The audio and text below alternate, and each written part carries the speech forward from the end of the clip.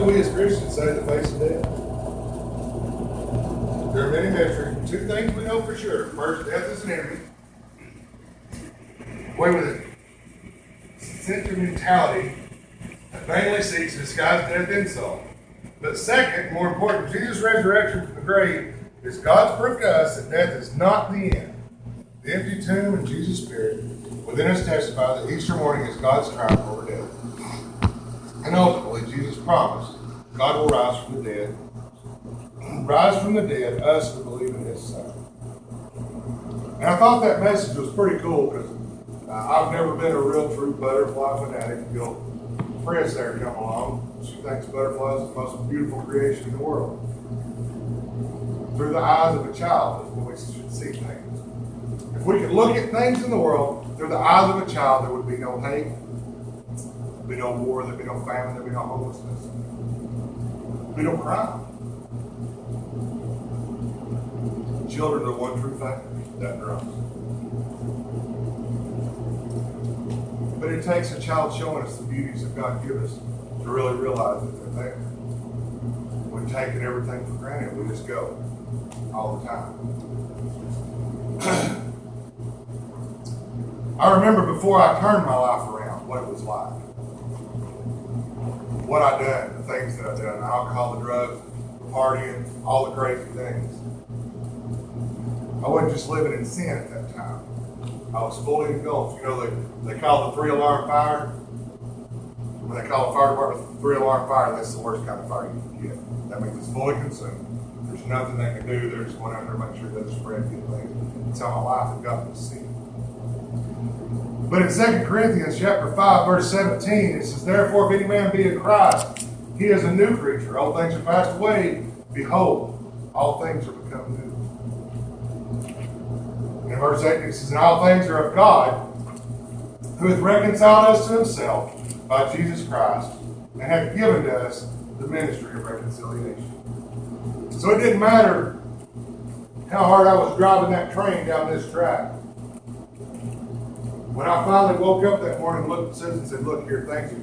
We've got to change.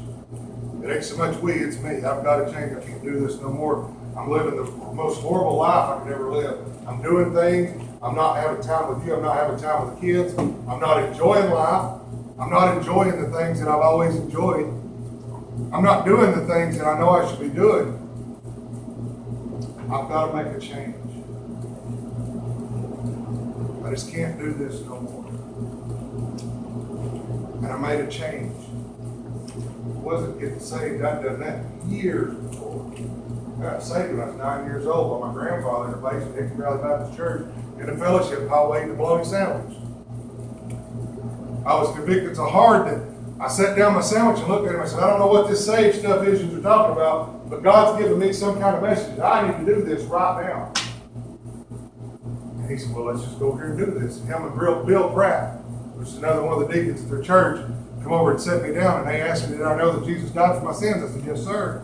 I sure do. And they said, do you know that the only person that can lead you to Christ is yourself? And I said, yes, I do. And they said, why are we here? And I said, aid me in this doing. And they said, let's do this. And, you know, I grew up in church. I didn't have the most horrible childhood that anybody could have. I had parents. They weren't always there. I didn't have a lot of material things. I always got a really good Christmas present. It was usually used, but it was pretty cool. I had dirt bikes growing up. I always had dirt bikes, 3-wheelers, 4-wheelers, dune buggies, cars. We always had cool stuff, but it was always used, beat up, banged up, and always something to play with. Other than that, throughout the years, I didn't really get a whole lot.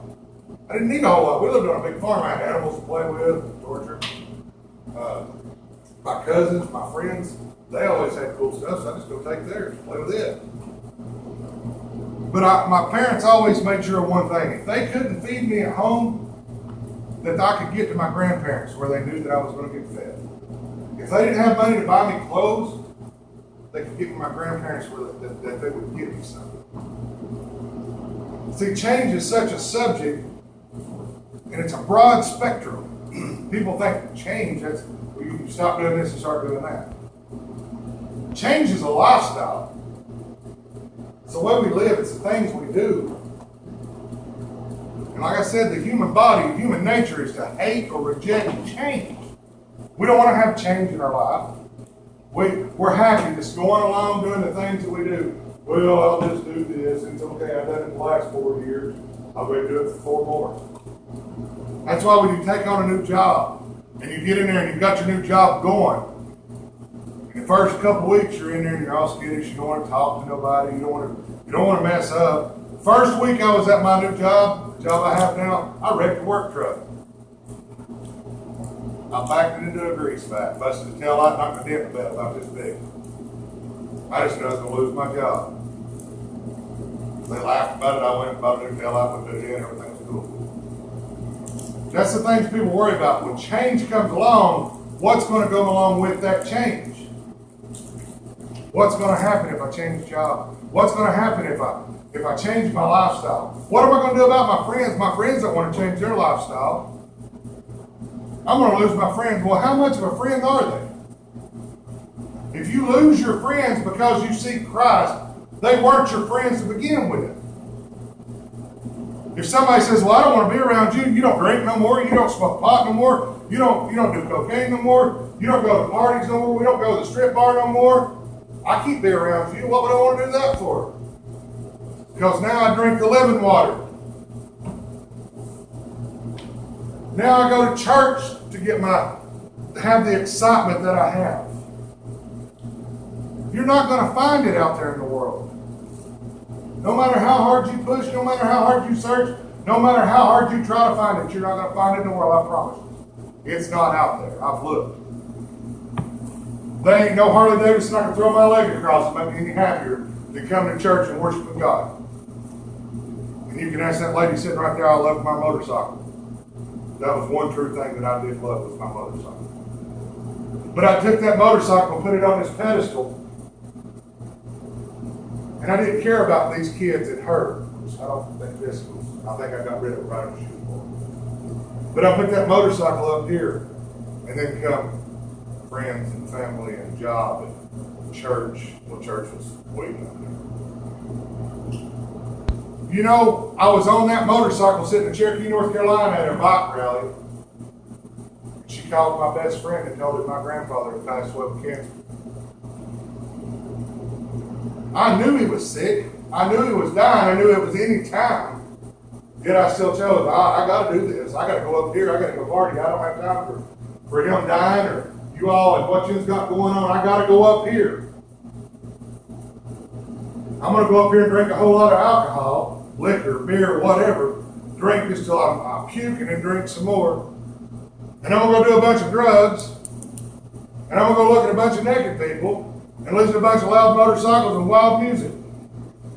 That's more important than what's going on in my life right now. I let that take precedent over my family. I let it take precedent over my friends. But more importantly, I let it take precedent over my God. I had stepped so far away from God, I denounced Him. I would look at people and say, you're crazy, you're crap for believing that God's going to do this for you. I was a preacher. This is not my first rodeo. I started the Lord's Disciples Church down on East Broadway, Maryland. Me and some buddies. We built that church. I seen no change in their lifestyle. Why should I change? That's what people forget. When you give your life to God, you make the changes so others see it in your life so they don't think, well, what's it matter? He's a Christian. He's still out here drinking like crazy. What's it matter? He's a Christian. He's still out here chasing women. What's it matter that he's a Christian? He's still out here partying. Can't do it. They should look at you and see Jesus Christ. It's the hardest walk of life we're ever going to take. This is the hardest job you're going to have. I don't care if you're a nuclear physicist. That ability was given to you by God to go do it. All right? What do you think directs us as Christians?